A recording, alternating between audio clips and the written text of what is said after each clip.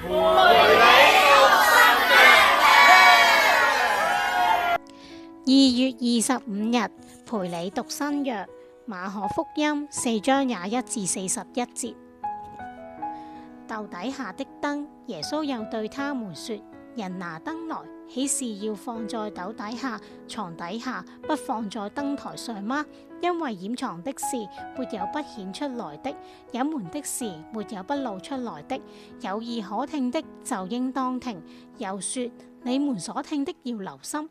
你們用什麼量器量給人，也必用什麼量器量給你們，並且要多給你們，因為有的還要給他，沒有的連他所有的也要奪去。種子長大的比喻。又說：上帝的國如同人把種撒在地上，黑夜睡覺，白日起來，這種就發芽漸長，那人卻不曉得如何這樣。地生五穀是出於自然的，先發苗，後長穗，在後穗上結成飽滿的籽粒。穀既熟了，就用鐮刀去割，因為收成的時候到了。芥菜種的比喻。又說：上帝的國，我們可用什麼比較呢？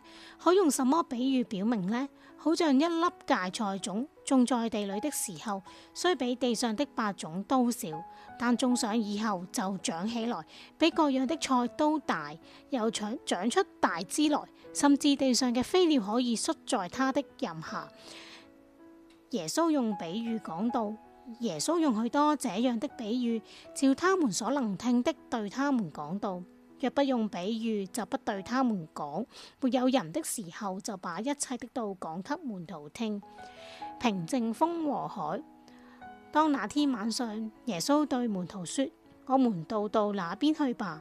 門徒離開眾人，耶穌仍在船上，他們就把他一同帶去，也有別的船和他同行。